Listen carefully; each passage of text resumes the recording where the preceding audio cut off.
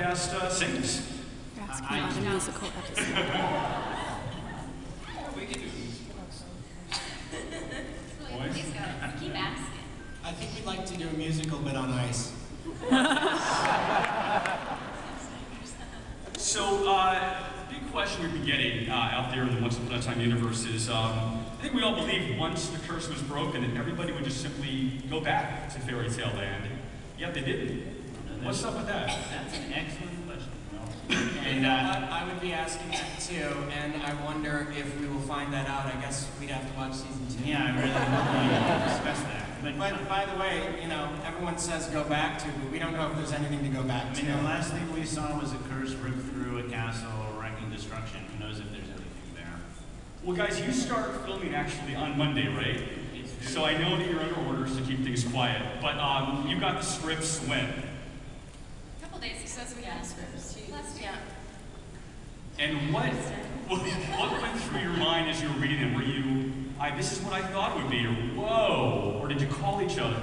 All of the above? Yes, all of the above. I mean, I never could have conceived of the brilliance that is the first couple of scripts. But I will say that as an audience member, it's exactly what I would want to see.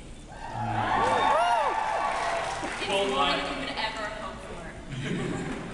You know, I have a question about the names. In the very last episode, Snow and Charming called each other by their fairy tale names. Are we not going to hear the names Regina and David? Or is they going to all call each other? Well, you know, one of the things that we do explore is what does it mean that they spent all these cursed years as these characters. We're not completely deleting that part of their lives. So the Davids and the Mary Margarets and the Reginas are all a part of who they are now. And that's something we explore. There's a lot of sorting out to do. Well, Ginnifer, one of the big questions that people ask is if we're going to meet Emma's foster parents, the people who raised her, if that's even significant. Well, I mean, I find it significant. I don't know. I mean, we don't know from the first 2 scripts if that's going to happen, and I guess that depends on what they decide in terms of the structure of the show, and if we're going to see Emma's past the way we've seen other characters' past in fairy tale land or not. I think that would, you know, it's obviously really affected who she is as a person. Yeah, you know. I'm much more interested in who Henry's father is. Yeah. So, give us, I've actually spiked the one with vodka, so give us some hints. Drink up and give us some hints on when we might, who could be, where we might be. It might be Sneezy. As for when, season 2. Season 2, okay, that's good. Yeah, I'm sure we'll get real. We can definitively say that in season 2 you will find out the identity of Henry's father. Awesome. Did you have a guess, an inkling, just, what would you, if you had a guess? I know. Oh. Do you? I know. Give it up, girlfriend. His name's Jeff. He lives in a suburb outside Chicago. It's not a big deal. Wow. It's a one-time thing. So how do you think we'll respond when we find out? I think people will be very excited to see that storyline play out for sure once they find out. When did you find out, actually? We kind of discussed it really early on. I mean, in the pilot process, the sort of conception of who he would be, because that, you know, obviously Emma knows who it is, I hope.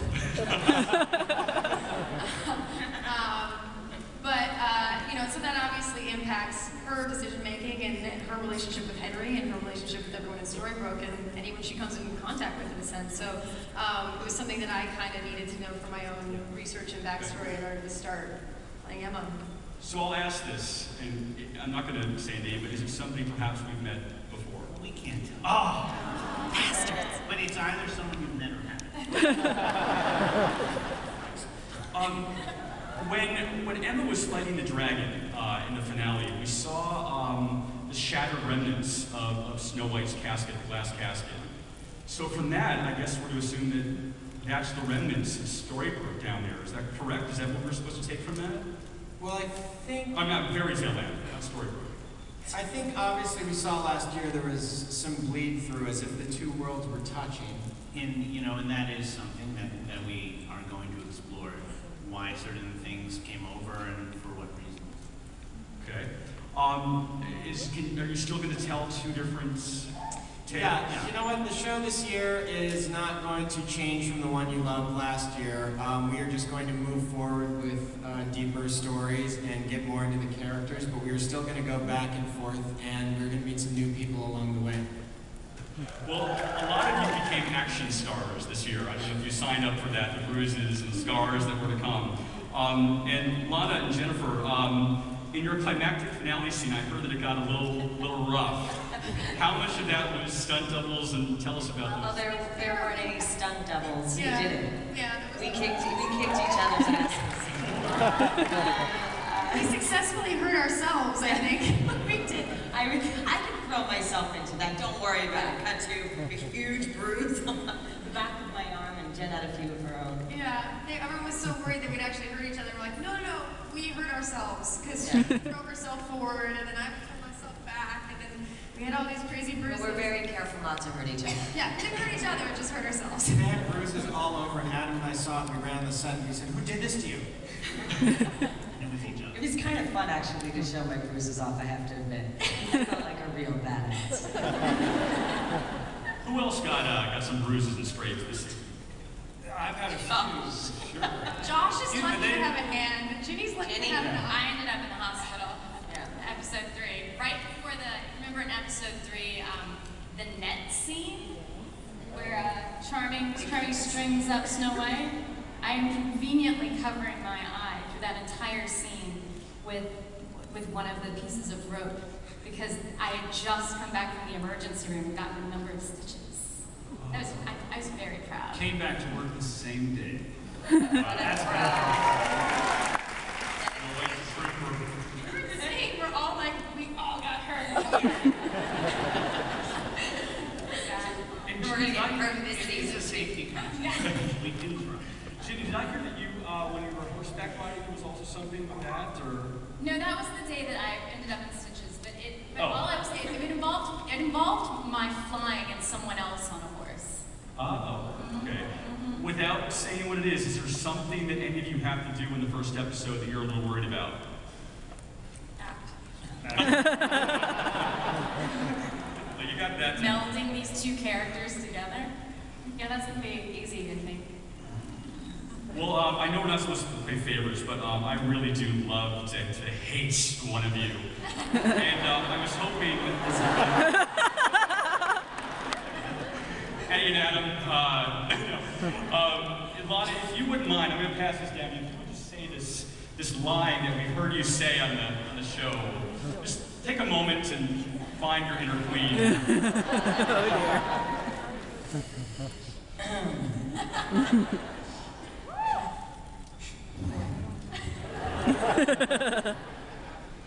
I will destroy you.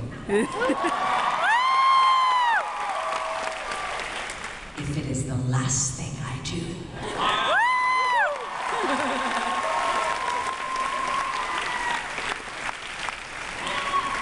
Lana, since you did that for us, I feel that it's only fair for us to do something for you.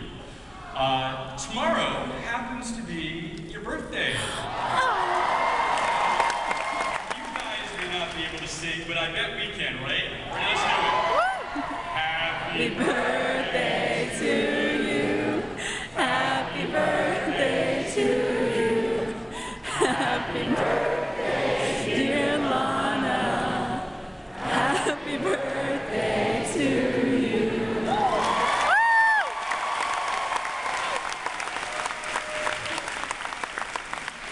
Thank you. Wow. Thank you. Lana, tell us, who are the evil Regals? Stand up, evil Regal! Show yourselves! That's it? Stand up! Pretend to be one! Okay. We are converting some of you. We're crossing over to the dark side as of today. Welcome. Yes, so many Regals are out there. somewhere. Tell us, how did you find out about them, and what do they do? How do they communicate with you? Via Twitter. Okay. It's really a community to rip hearts out. They're my gang, my posse. Thank you. Are they I your love them. minions? I love Do you them. give them I communicate with them quite often on Twitter. And they've done so many incredible things. Like, a lot of them have become good friends. They travel to see each other. Challenge, the evil Yeah, they have a health challenge. challenge. It was our hiatus, and they decided to get healthy. So they came up with this thing called the Evil Regal Get Healthy Challenge. And some people have lost, many of them have lost weight. And I decided I should jump on board. So I quit smoking, and that was 6 months.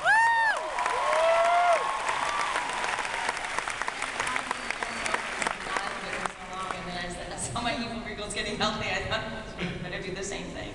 You quit smoking only to have your producers fill your lungs with purple smoke. Exactly. In the very last scene. If you want to, whoever wants to say their Twitter handle so you can get some new followers today, if anyone wants to say that, feel free. If you want to share that. On there, I think. Yeah. And all Yeah. of the fans, even as there are the Evil Regals, all of the fans requested names. Yes, that's how it started. And so we had our fans vote on what they wanted their names to be, and I literally went through every single response and made a tally. So she did. So my @Ginny Goodwin followers are now called the Fairest. Charmers. That's @Josh Dallas. Oh my God, I love you too. Well, Josh and Ginny, we actually talked. You had a moment where you were filming that climactic scene, and you had an audience, actually. Yes.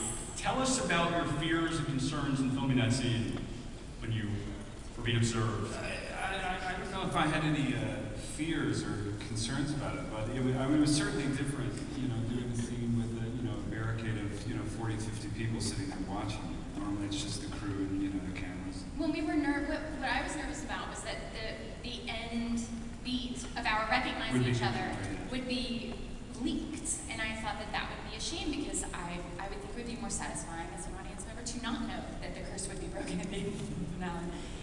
And so I wanted, because we were yelling Snow and Charming, and I bet we had 150 people, because we had people barricaded in all of the different corners.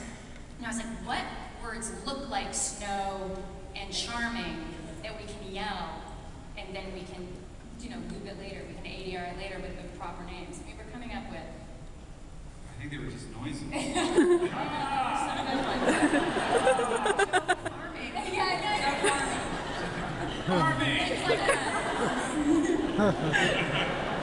guys just needed me there. I could have solved the problem.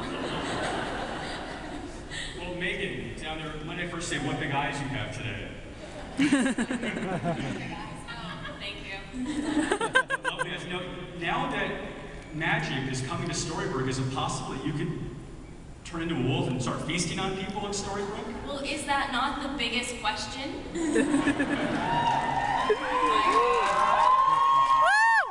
would be bad.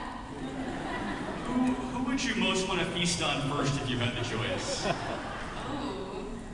Yeah, who would be the tastiest? Someone handsome. I don't know. I'll have to think about that. Dr. Whale, maybe. Dr. Whale, okay. He wasn't too nice to Ruby. Meghan, I guess next week you're getting the red streak, or how does that work exactly? The red streaks, those are actually clip-ins. Oh. If anybody wants to, don the red streak, you can go out and buy some. Is anybody there? They copy the red streak look? Is anyone? Not yet? To market this, could be called like Reds. I know. Ruby's Reds. There you go. Like it. Well, Emilie, one person who really wanted to be here today, who couldn't be here, is Robert Carlyle. We love him. How do you keep a straight face when he's doing his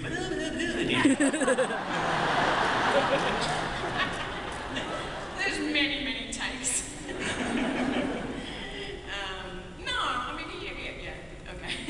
No, he's wonderful. He's yeah, he's probably my most enjoyable co-star to work with in any job I've had, really. He's I don't know, just very charismatic, and yes, all through the makeup and the craziness, though, he's just this incredible guy, and yeah, does a wonderful job. Well, I thought the episode that introduced you was my favorite episode of the year. I thought it was just absolutely beautiful the way that was told. When they gave you the look, the yellow dress, did you feel like you had been painted into a Disney movie? Yeah, God, the wardrobe department is insane on this. I walked in and I think that they made basically a wedding dress in 3 days, constantly through this season. I mean, yeah, they're wonderful, and it was a kind of a really cool moment actually, and the blue one too, because that's really significant as well. Well, I was worried because I so fell in love with you as Belle, and you had shot a pilot, and as much as I wanted that to go, I really wanted you to stay in Storybrooke. Was there a contingency plan, guys? I mean, how are you going to steal Belle away so you can continue telling these stories? Dark magic. Yeah. No, we didn't have to resort to that, but we're very, very happy to have Emilie aboard. Yeah. It all worked out.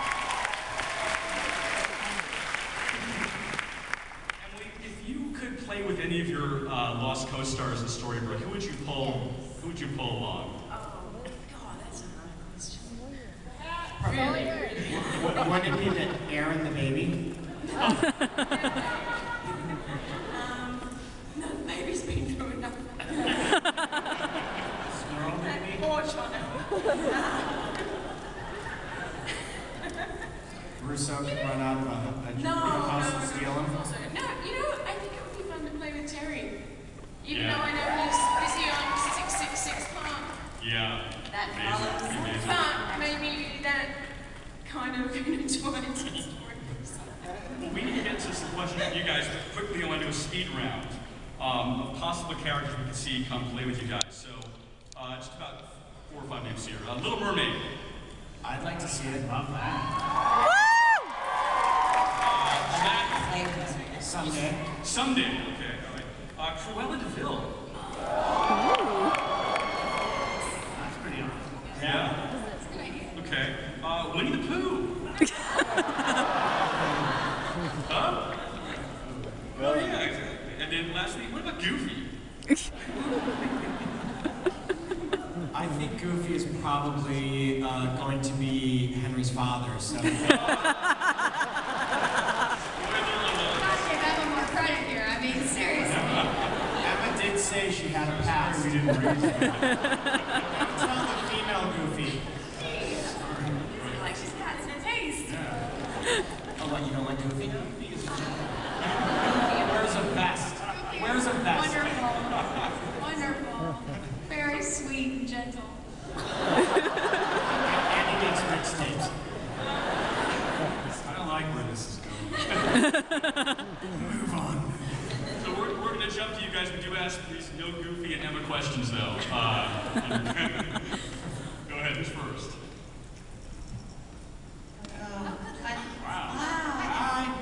I love your show. I've been getting everybody to watch it, whether they have to go on Hulu or wherever they have to go. Watch it. Brilliant. Thank you. Thank you. My question is, what about Faye? Will he be coming on? And I'm thinking he might be Emma's baby daddy. I will say that, what happened to Faye is definitely one of the dangling threads from last season, and I would be awfully disappointed if I had to wait another season to find out.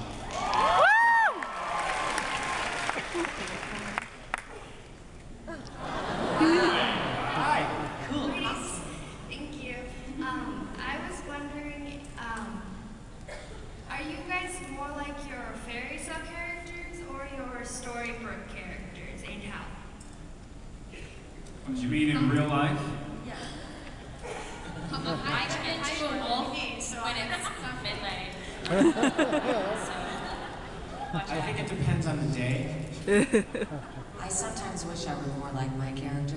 I wish I were more like Snow. I'm probably more like Mary Marvin. I wish I was more like Snow. Yeah, I think think I need to be a little more like her. Okay, Lana.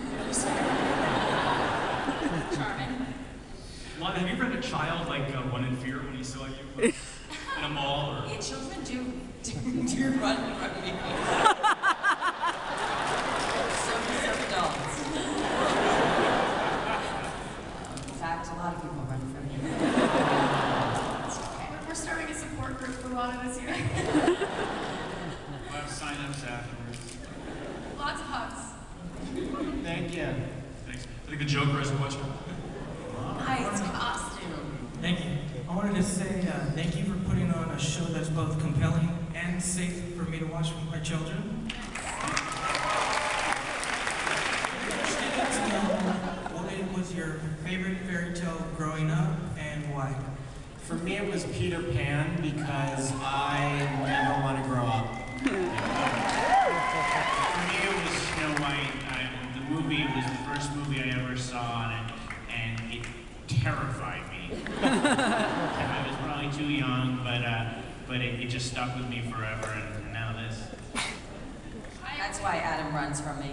I always had a tie between Cinderella and Alice in Wonderland. I think as I get older, I'm leaning a little more toward Alice in Wonderland. I love the idea of her adventures and never knowing what's behind the next door. Pinocchio for me because it was the first one that I saw, so it's the first one that kind of ingrained itself in my mind. My honest and very boring answer is Snow White, and I think it's probably because I was a child and she was the brunette princess, and that was what I could relate to. Mine was Hansel and Gretel because I couldn't eat candy, and I was very jealous that they were able to. Really, please sign up for this support group.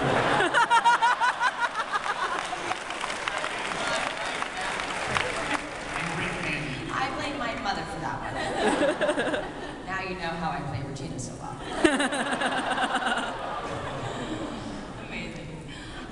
Mine was probably The Little Mermaid and Peter Pan tie. I think because I either wanted to be under the water or flying in the sky. One of the two.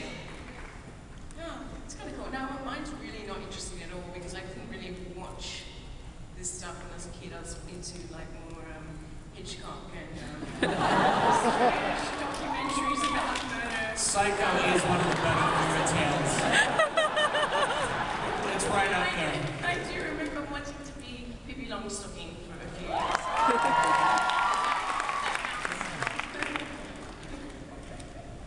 Will Pippi Longstocking join us at any point? I can't even remember who I she liked was. her. She had a lot of freckles. She had long stockings. The red. She's still Yeah, I just don't remember what her deal was. her superpowers. She had superpowers? No, she's like cleaning floors. If she had superpowers, does she have laser eyes? I'm only interested in Pippi Longstocking if she can shoot lasers out of her eyes. Pippi laser eye. Yes! Out of Laser eyes.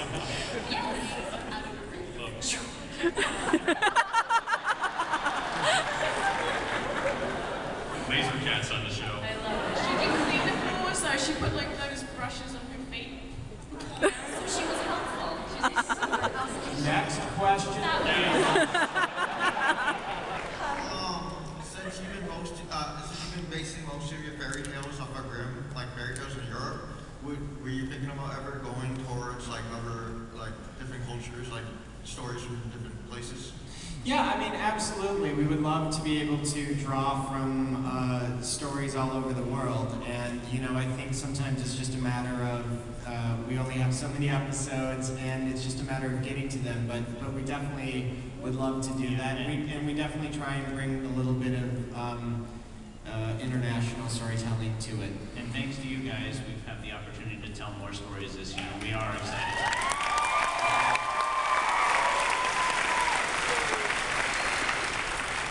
Do you have any plans to incorporate the story of something wicked just this way comes into the show? I think they make a great antagonist for Gina. I'm not familiar with it, but as always, we are happy to steal something. It's a lot of work thinking this up. That movie scared me to death too as a kid. I remember seeing that movie, but that's a cool idea. Thank you. Thank you. Can I have Chucky as a sidekick?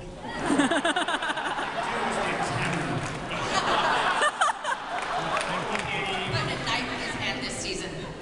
That scene scared the crap out of me. The guy is so scary. Terrifying. Henry's father. Next question. It's not sentimental, okay? Hi. My question is, what fairy tale or urban legend would you most like to adapt, and how would you change it and put your own little spin on it? I think this show is kind of the fairy tale thing we're doing. I think that, like, really the answer to that is kind of what the show is, and one of the things about the show that we love doing is not just adapting them, but kind of mashing them up together and trying to find new, unexpected ways to tell the stories and to tell you new things and to go beyond what we grew up with and what we've loved our whole lives. Next. We have time for one more. Oh, this is going to be the one. Okay, my question is for Emilie. Congratulations on being a regular, and on behalf of Fan Form, the Roswell fans love you. My question is, being You can be more enthusiastic. My question is, being that you're playing Belle, and it's such a beautiful love story between Beauty and the Beast, what does inner beauty mean to you? Great question. Oh, that is a good question. And a good question. You know, inner beauty, I think, should be, and well, to me is, and hopefully to everyone, is just really what you put out there and what you give to people, whether it be physically, emotionally, mentally, and just, you know, your gift to the world, and you can control that, and that's pretty cool. Well, that's a beautiful way to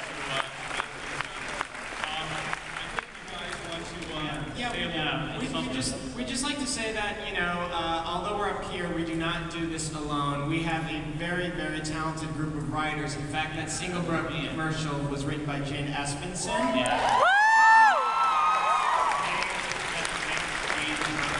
And we'd like to have all the writers, if they're here, stand up, and let's give them a hand, because although we take all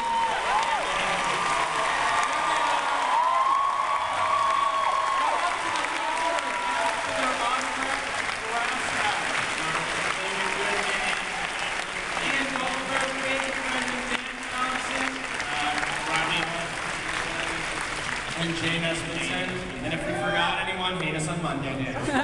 And the other person, Let's also have a hand for this one, guys. yes. And we would most of all like to thank you guys, because a year ago, people didn't know if we would last because we premiered against football in the World Series, and thanks to you, we are going to bring you more and more once a day.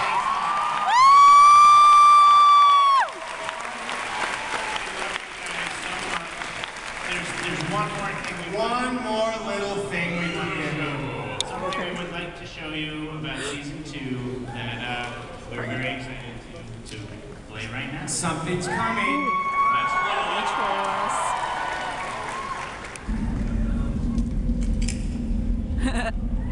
What? Just because the curse was broken, you thought Operation Cobra was over? Bad things are still happening with Storebrook. Really bad things. We need your help.